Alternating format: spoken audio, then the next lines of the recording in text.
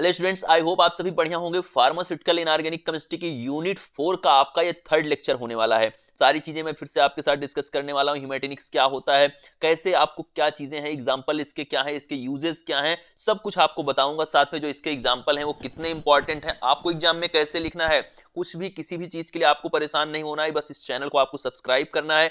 जो भी आपको नोट्स प्रोवाइड किए जा रहे हैं डिस्क्रिप्शन में ही आपको नोट्स मिल जाएगा।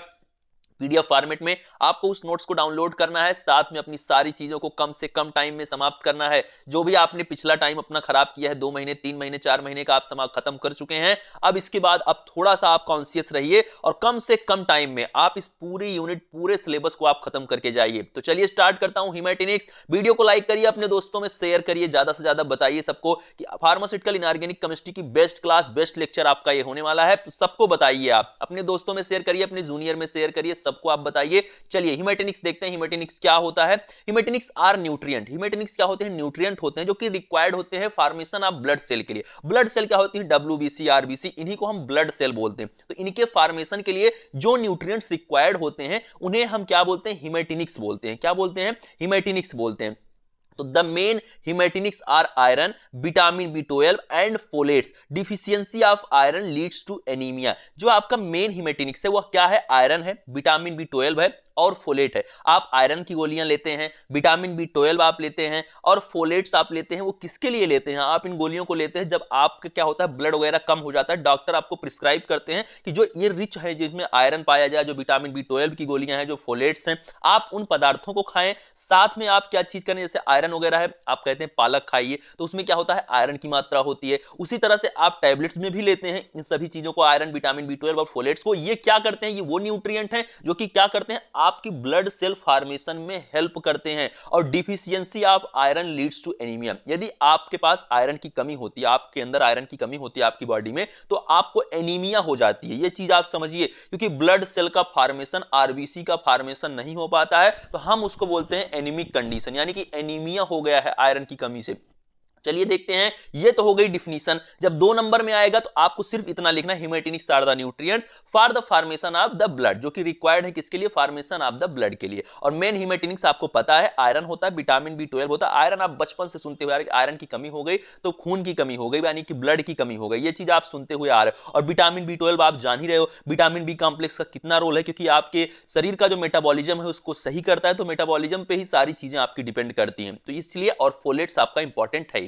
चलिए बात करते हैं आगे इसके एग्जांपल पे। ये तो 2 नंबर की बात हो गई, लेकिन जब क्वेश्चन बड़ा पूछा जाएगा कि आप हिमेटिनिक्स विथ एग्जांपल आप डिस्क्राइब करिए, तब आप क्या लिखेंगे? तब आपको उस डिफिनीशन को लिखना है। उसके साथ ही आपको यहां पर जो एग्जांपल दिया गया है, फेरस सल्फेट, जो कि पहला एग्जांपल है। आप देख पा रहे हैं आयरन की कमी, मतलब हमको आयरन चाहिए, तो हमको फेरस सल्फेट यहां पर चाहिए। फेरस सल्फेट का दूसरा नाम क्या है? ग्रीन विट्रियाल इसका नाम है। आपने ब्लू विट्रियाल पढ़ा था, अब रिमाइंड करिए वो क्या होता था, आप खुद रिमाइंड करिए इस चीज को, पिछले लेक्चर में हम लोग पढ़ चुके हैं। अब ये क्या है? ग्रीन विट्रियाल है। तो ग्रीन विट्रियाल जो है उसकी प्रिपरेशन क्या है, आप इस पर देखिएगा। इसका एक नाम पूछा जा सकता है, जैसे आ गया आपके लिए कि ग्रीन विट्रियाल का फार्मूला लिखिए, तो आपको फेरस सल्फेट याद रखना है। उसके बाद इसकी प्रिपरेशन की जब हम बात करते हैं, तो आयरन की रिएक्शन जब सल्फ्यूरिक एसिड से कराई जाती है, मेटल आयरन की, तो वहां पर क्या होता है? आपको फेरस सल्फेट और हाइड्रोजन मिल जाता है। इसको आपको ध्यान रखना है। ये हो गई अपनी प्रिपरेशन मेथड फेरस सल्फेट की। चलिए आगे चलते हैं। आगे जब हम चलते हैं, बात आती है इसकी प्रॉपर्टी की। तो प्रॉपर्टी इसकी क्या होती है? It occurs as bluish green crystal. ये किस फॉर्म में पाया जाता है? ब्लूइश ग्रीन क्रिस्टल के रूप में। On heating it decomposes into ferric oxide. जब इसको हम हीट करते हैं तो ये फेरिक ऑक्साइड में टूटता है, सल्फर डाइऑक्साइड में टूटता है और सल्फर ट्राई ऑक्साइड में टूटता है। ध्यान से आप देखिएगा, जब आप फेरस सल्फेट को तोड़ते हैं, जब इसको गर्म करते हैं, हीट करते हैं, तो ये किसमें आपका टूट जाता है? फेरिक ऑक्साइड में। उसके बाद सल्फर डाइऑक्साइड में, सल्फर ट्राई ऑक्साइड में, सॉरी ये है सल्फर ट्राई ऑक्साइड, ये है सल्फर डाइऑक्साइड। वो आप समझ पा रहे हो, वो मैंने फ्लो में पढ़ दिया। बाकी 3 इसमें ऑक्सीजन देख रहे हैं तो ट्राई ऑक्साइड, 2 दिख रहे हैं तो डाइऑक्साइड। ये आप समझ रहे हो स्टूडेंट्स। अब चलिए आगे चलते हैं। बात आती है इसके ऐसे की, तो आप ऐसे में क्या लिखेंगे? देखिए जब बड़े क्वेश्चन आएंगे तो ये सारी चीजें आपको लिखनी होगी। 2 नंबर का आया तो हिमेटिनिक्स का आप डिफिनीशन लिख के छोड़ दीजिए। Wait quantity of a sample is dissolve in water and sulphuric acid. Wait quantity of sample is dissolve in water. जो वेट क्वांटिटी ऑफ सैंपल है उसको किसमें आप डिजॉल्व करेंगे? वाटर में डिजॉल्व करेंगे एंड सल्फ्यूरिक एसिड में। It is titrated with ceric ammonium sulphate. इसको आप किससे टाइट्रेट करेंगे? Ceric ammonium sulphate using ferroin solution as a indicator. Ferroin solution को आप कैसे यूज करेंगे, एज ए इंडिकेटर यूज करेंगे। At the end point colour changes to greenish yellow, और एंड पॉइंट पर क्या होगा, जो कलर होगा वो किसमें चेंज हो जाएगा, ग्रीनिश येलो में चेंज हो जाएगा। और आपको पता ही है कि कैसे आपका फेरस सल्फेट क्या इसका यूज है, use as a haematinics and treat in anaemia. Haematinics की तरह यूज करते हैं, यानी कि एक न्यूट्रिएंट है जो कि ब्लड सेल फॉर्मेशन में हेल्प कर रहा है, और इसका हम किसमें यूज करते हैं, ट्रीटमेंट में, किसके, एनीमिया के ट्रीटमेंट में हम इसका इस्तेमाल करते हैं। चलिए आगे चलते हैं। आगे आता है अगला एग्जांपल, वो है फेरस ग्लूकोनेट। इसका याद रखिए, दूसरा एग्जांपल, पहला फेरस सल्फेट, दूसरा है फेरस ग्लूकोनेट। तो फेरस ग्लूकोनेट की हम यहां पर बात करते हैं। केमिकल फार्मूला क्या होता है स्टूडेंट, आप देख लीजिएगा, यहां पर दिया गया है केमिकल फार्मूला, COO- ऊपर, CH2OH नीचे आपको याद रखना है, और HOHHH ये आपको ध्यान रखना है। और उसके अपोजिट में जहां पे आपने HOHHH याद रखा है, तो H के अपोजिट में आप OH लगा देंगे और OH के अपोजिट में आप H लगा देंगे। इस तरह से ये सारे फार्मूले आपको इस तरह से याद करने हैं। बाकी एक बार आप लिख के प्रैक्टिस करिए, लेकिन जो मैं आपको तरीका बता रहा हूं वो भी बेस्ट है कि COO- ऊपर, CH2OH नीचे, HOHHH, और मुझे क्या करना है, H के सामने OH लगाते जाना है, OH के सामने H लगाते जाना है। ये चीज आपको ध्यान रखना है। और फेरस ग्लूकोनेट है तो यहां पर आपको फेरस भी आपको या फिर 2+ आपको क्या करना है, बाहर रखना है, ब्रैकेट के बाहर। और इसकी दो वैलेंसी होगी, आपको पता है क्यों होगी, क्योंकि यहां पर आपका फेरस है, यहां पर इसकी दो वैलेंसी होगी, नीचे आप इस पर लगा देंगे। ठीक है, जो इसकी वैलेंसी होगी सॉरी, वो आपकी यहां पर नीचे आ जाएगी, तो इसको हम इसीलिए Fe2+ यहां पे जो है, यहां पे भी आप 2 लगाएंगे, यहां पर भी आपको 2 लगाना होगा। ये हो गया इसका केमिकल फार्मूला। अब बात करते हैं प्रिपरेशन की। प्रिपरेशन मेथड क्या है आपके इस फेरस ग्लूकोनेट की। तो फेरस ग्लूकोनेट को हम बनाते टाइम क्या करते हैं, it is prepared by double decomposition of barium gluconate. तो बेरियम ग्लूकोनेट के क्या होता है, डबल डिकम्पोजिशन होता है with ferrous sulphate. Ferrous sulphate के साथ हम क्या करते हैं, इसको गर्म करते हैं। किसको, बेरियम ग्लूकोनेट को फेरस सल्फेट के साथ जब हम गर्म करते हैं, तो यहां पर आप देख सकते हैं कि ये जो फेरस होगा वो आके बेरियम की जगह पर जाएगा, और बेरियम क्या होगा, वो सल्फेट को लेके बाहर निकल जाएगा। यानी कि बस एक्सचेंज हो रहा है, Fe यहां आ जा रहा है और बेरियम यहां आ जा रहा है। आप बस सिंपल समझिए। और यहां पर आपका ये ferrous gluconate as it is, जो भी ब्रैकेट के अंदर वाला कुछ चेंज नहीं होगा, इसको आप याद रख लेंगे, तो आपको प्रोडक्ट बनाते टाइम भी दिक्कत नहीं होगी।